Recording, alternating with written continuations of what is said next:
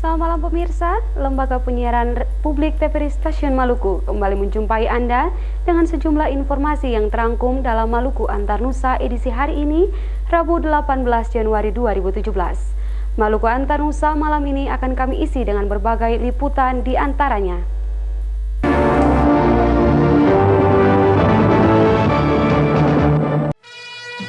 Dua warga asing asal Cina dan Thailand diamankan petugas imigrasi Ambon. Pengukuhan dan pelantikan kepala SKPD di lingkungan pemerintah Provinsi Maluku akan berlangsung besok.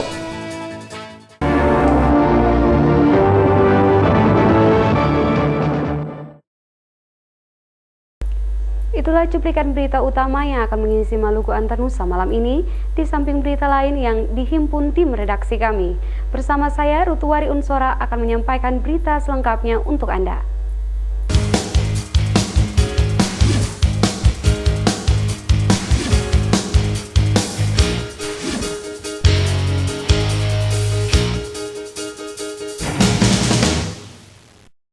Imigrasi Ambon menangkap kedua warga negara Cina dan Thailand bekerja di Ambon dan Masohi tanpa dokumen resmi keimigrasian. Perempuan warga negara Cina itu sehari-harinya bekerja sebagai pedagang perhiasan imitasi di Ambon, sedangkan warga negara Thailand bekerja sebagai buruh kasar di Masohi.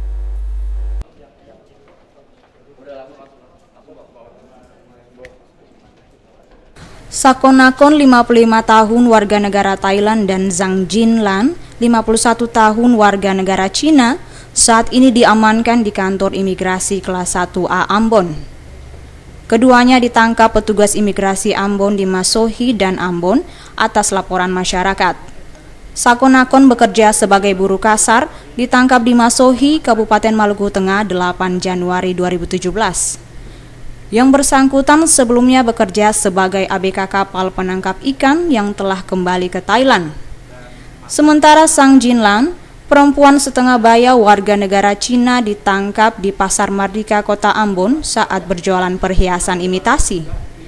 Barang bukti berupa perhiasan imitasi dan uang sejumlah Rp485.000 dan sebuah telepon genggam diamankan petugas. Saya sampaikan bahwa yang dari Thailand itu berada di wilayah Masohi itu kurang lebih sudah 5 tahun. Kemudian yang kedua, hari Minggu kemarin sekitar jam 10 itu telah ditangkap oleh tim dari kantor wilayah atas informasi dari pegawai di kantor wilayah telah menemukan menangkap satu orang warga China. Kakanwil Hukum dan HAM Maluku Priyadi mengatakan, kedua warga asing itu melanggar Undang-Undang Keimigrasian dengan ancaman hukuman 5 tahun dan pidana denda Rp500 juta. Hamja Tomia melaporkan. Petugas imigrasi Ambon sedang menyelidiki seorang warga negara Cina yang tertangkap saat berdagang perhiasan imitasi di Pasar Mardika Ambon. Petugas imigrasi menduga yang bersangkutan adalah komplotan pedagang warga negara Cina yang berjumlah lebih dari 10 orang.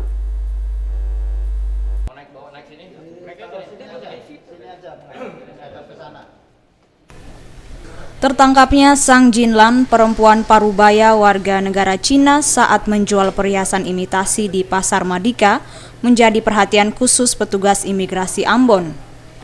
Kakanwil Hukum dan HAM Maluku Priyadi menyebutkan, latar belakang aktivitas warga Cina itu perlu diselidiki lebih lanjut. Kepada petugas imigrasi, yang bersangkutan mengaku telah 3 kali datang ke Ambon dengan menggunakan visa turis.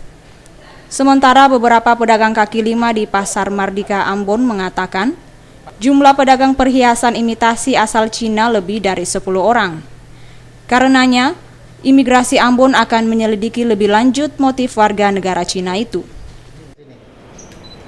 Kalau cuma sekedar jual ini, Pak, ini harus dibaca di balik ininya, dibaca di balik jualannya ini. Kebetulan kemarin saya cek wawancara sebentar kaitannya dengan ini, yang satu orang ini atas nama si siapa namanya? Yan Finland. Sang Jinlan, kewarganegaraan Republik Rakyat Cina, ditangkap saat menjual perhiasan imitasi di Pasar Mardika Ambon 15 Januari lalu. Barang bukti berupa perhiasan imitasi, uang senilai Rp485.000, sebuah telepon genggam diamankan petugas. Hamja Tomia melaporkan. Pengadilan Tindak Pidana Korupsi Ambon kembali menyidangkan kasus korupsi pembelian tanah dan gedung Bank Maluku di Surabaya dengan terdakwa Idris Rolobesi. Sidang yang berlangsung pagi tadi masih dengan agenda pemeriksaan saksi-saksi.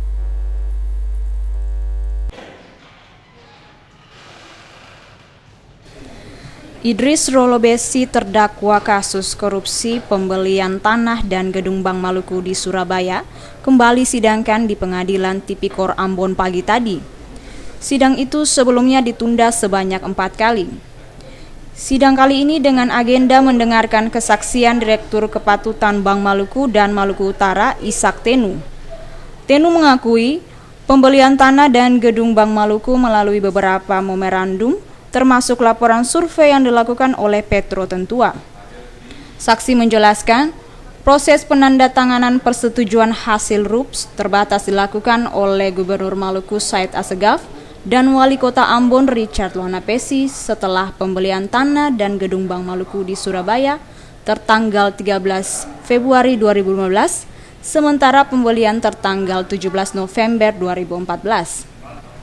Saksi menyatakan, rencana pembelian kantor Bank Maluku di Surabaya telah masuk dalam bisnis Bank Maluku dan Maluku Utara. Selain menyidangkan Idris Rolobesi, Pengadilan Tipikor Ambon juga menyidangkan terdakwa Petro Tentua di ruangan terpisah. Saksi PJS Kadif Hukum dan Umum Bank Maluku Ting C. Juanda yang dihadirkan Jaksa Penuntut Umum mengakui tidak mengetahui kasus pembelian Bank Maluku di Surabaya. Saksi menyatakan mengetahui pembelian tanah dan gedung Bank Maluku dari dokumen yang ditinggalkan oleh Freddy Sanaki pada tahun 2014 lalu. Saksi menyatakan persetujuan pembelian Bank Maluku di Surabaya itu ditandatangani oleh rapat umum pemegang saham terbatas oleh Gubernur Maluku Said Assegaf dan mantan Wali Kota Ambon Richard Lohanapesi. Persetujuan pembayaran 54 miliar rupiah itu termuat dalam memorandum 342 berdasarkan hasil RUPS tersebut. Sidang akan dilanjutkan Senin pekan depan masih dengan agenda pemeriksaan saksi.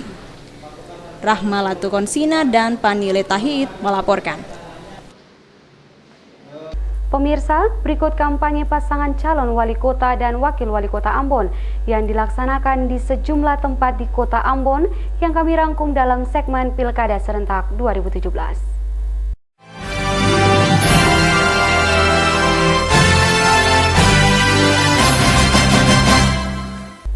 Calon wali kota Ambon Richard Lohanapesi yakin warga Prapatan Kebun Cengkeh akan memenangkan Paparisa baru di Pilkada Kota Ambon. Menurutnya, warga kawasan ini memiliki kontribusi besar mendukung dirinya pada pilkada sebelumnya.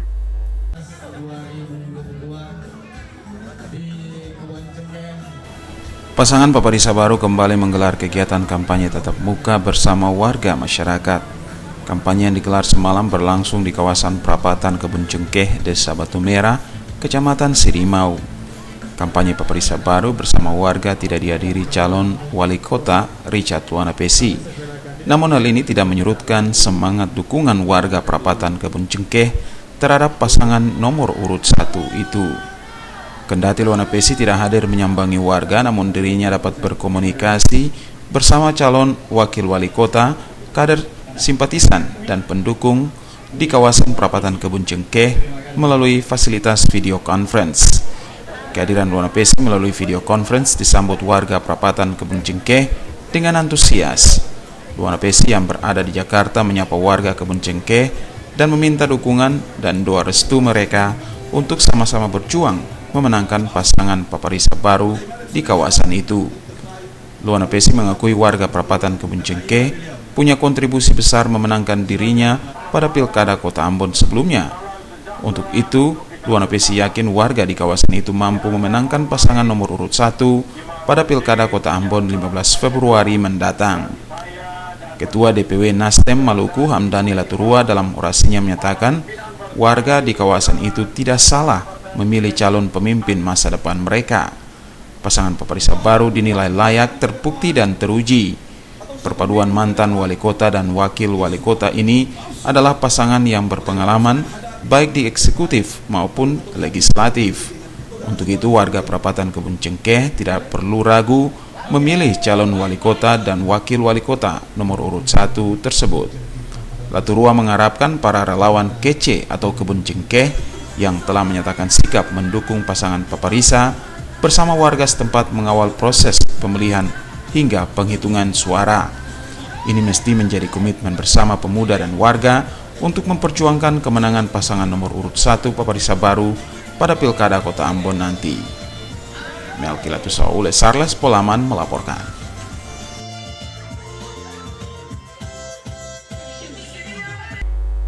Angka pengangguran di Kota Ambon tercatat masih tinggi. Kendati begitu, pertumbuhan ekonomi sedikit mengalami kenaikan. Dengan program pro rakyat di bidang ketenaga kerjaan, pasangan calon wali kota dan wakil wali kota Paulus Kastanya dan Samlatu Konsina akan membuka lapangan kerja baru bagi warga Kota Ambon.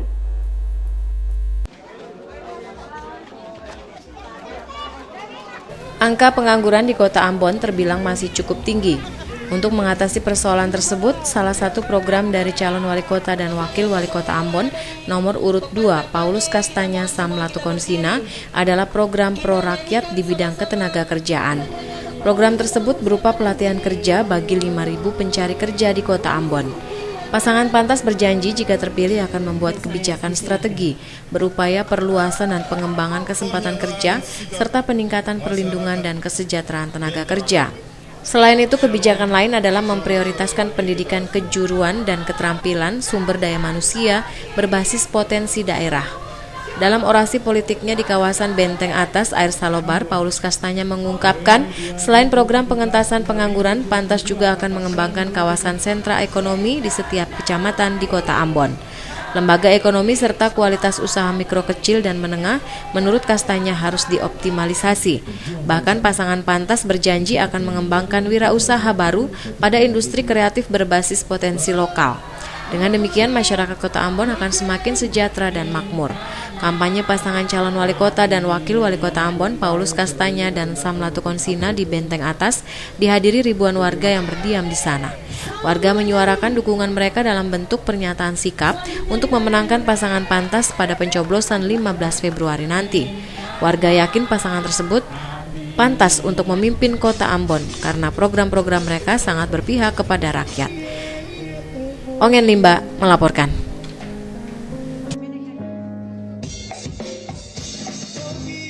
Kita beralih ke berita berikutnya. Masyarakat dan pemuda Dusun Pilar menyatakan siap mengawal dan memenangkan pasangan calon bupati dan wakil bupati Buru, Ramli Umasugi dan Amustofa Besan pada pencoblosan Pilkada Buru 15 Februari nanti.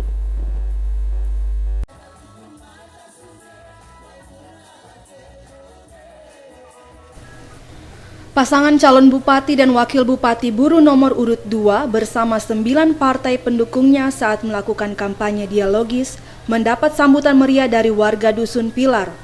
Kampanye dialogis tersebut diikuti oleh masyarakat dan pemuda dengan antusias. Pada kesempatan itu, warga mempertanyakan komitmen pasangan tersebut untuk memperbaiki jalan menuju dusun tersebut yang belum siap dikerjakan. Menjawab hal itu, Ramli Umasugi mengaku telah membangun sejumlah infrastruktur saat kepemimpinannya yang lalu.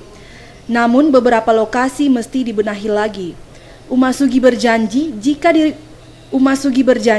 jika dirinya kembali terpilih akan melakukan pembenahan terhadap berbagai infrastruktur jalan termasuk di Dusun Pilar. Menurutnya, 5 tahun saja tidak cukup untuk menyempurnakan kerjanya. Olehnya, dirinya meminta dukungan dan partisipasi dari semua masyarakat, khususnya di Dusun Pilar untuk mengawal program pembangunan nanti jika dirinya dan Amustofa Besan memenangkan perhelatan Pilkada serentak Kabupaten Buru. Umas Sugi berharap agar pemuda dan masyarakat Dusun Pilar memilihnya untuk kembali menjadi bupati periode selanjutnya. Dari Namlea, Erin Stasi Jawa melaporkan.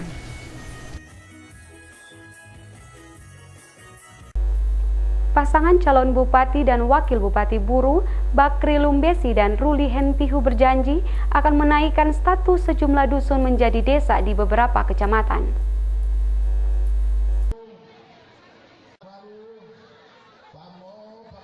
Pasangan calon bupati dan wakil bupati Buru, Bakri Lumbesi dan Ruli Hentihu berjanji akan menaikkan status sejumlah dusun menjadi desa di beberapa kecamatan. Di sejumlah desa yang sudah ditetangi, pasangan calon bupati dan wakil bupati Bakri Lumbesi dan Ruli Hentihu mendapati sejumlah dusun yang sudah layak dijadikan desa. Calon bupati Bakri Lumbesi saat bertatap muka dengan warga masyarakat di sejumlah kecamatan mengaku jika ia bersama pendampingnya Ruli Hentihu bila dipercaya memimpin Buru periode mendatang akan menaikkan status sejumlah dusun menjadi desa. Menurutnya, dusun yang sudah memiliki jumlah keluarga dan penduduknya yang telah masuk dalam kategori status desa layak dimekarkan. Olehnya, Lumbesi berharap agar masyarakat dapat memberikan dukungan bagi dirinya dan Ruli Hentihu pada 15 Februari mendatang. Lumbesi juga berjanji jika dirinya terpilih sebagai Bupati Buru periode 2017-2022 nanti, ia juga akan mengalokasikan anggaran pembangunan bagi setiap desa. Semua itu dilakukan agar masyarakat Buru dapat merasakan langsung manfaat pembangunan di kabupaten itu. Dari Namlia, Erin Stasi Jawa melaporkan.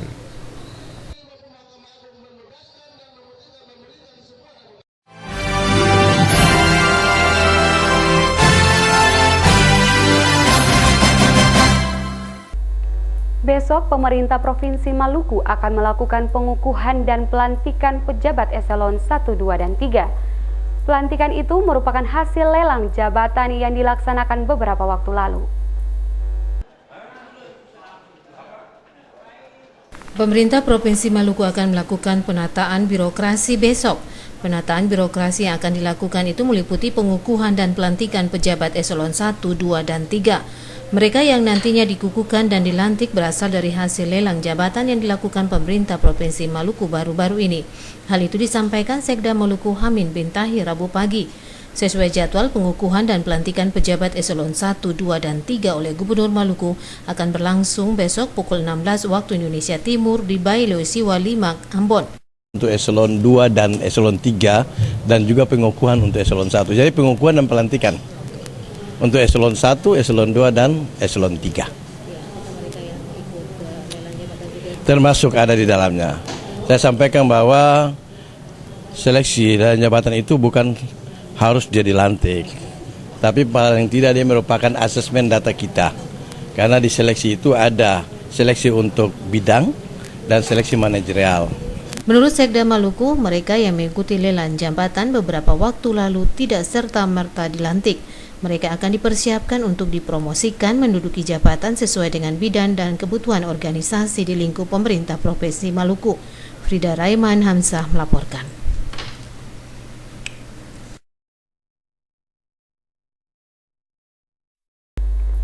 Pemerintah Provinsi Maluku akan melakukan koordinasi dengan pemerintah Kabupaten Buru terkait mulai menjamurnya penambang emas liar di Gunung Botak. Selain itu, pemerintah Provinsi Maluku juga akan berkoordinasi dengan pihak TNI dan Polri.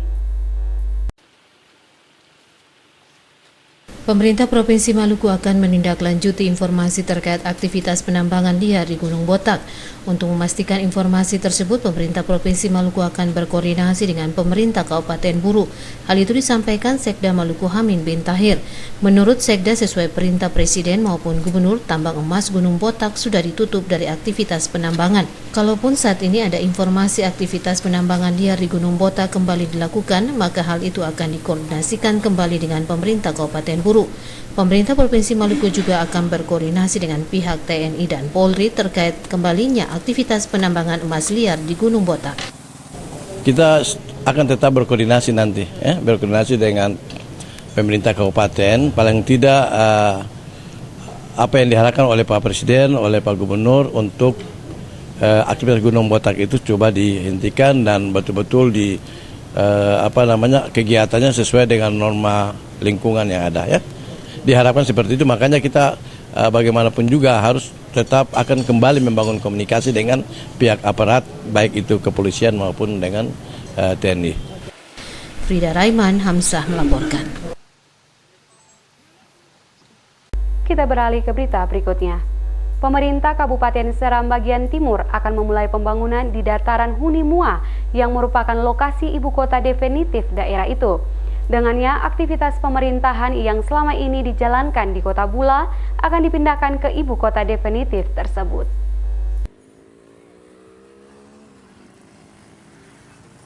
Sudah lebih dari 10 tahun pemekaran Kabupaten Seram bagian timur, penyelenggaraan pemerintahan masih berpusat di Kota Bula. Belum ada tanda-tanda ibu kota kabupaten itu akan dipindahkan ke daratan Huni Mua sesuai amanat undang-undang tentang pemekaran kabupaten itu. Memang pemerintah setempat telah menyediakan lahan seluas 20 hektar untuk membangun fasilitas perkantoran di sana. Hanya saja hingga saat ini belum satupun bangunan kantor pemerintah yang dibangun di sana. Hal ini antara lain disebabkan karena Kementerian Kehutanan belum mengeluarkan izin pengalihan fungsi hutan di daratan Huni Mua. Izin tersebut baru diterbitkan pada tahun 2014 lalu. Karena itu, pemerintah dan DPRD setempat menyepakati alokasi anggaran sebesar 20 miliar rupiah melalui APBD Seram bagian timur tahun 2017 untuk memulai pembangunan di daratan Huni Mua. Yang pastinya bahwa tidak mudah memindahkan sebuah pemerintahan dari daerah seperti ini ke hutan belantara. Pasti butuh waktu, butuh anggaran, dan insya Allah kita hanya bertahap melakukan itu, dan tidak kita lakukan sekarang, kapan lagi yang kita lakukan. Mukti Keliobas mengatakan anggaran 20 miliar itu akan digunakan untuk membuka akses menuju lokasi pembangunan perkantoran. Sementara pembangunan fasilitas perkantoran akan dilaksanakan secara bertahap. Dari Bula Seram bagian timur, Mansyur Boinau melaporkan.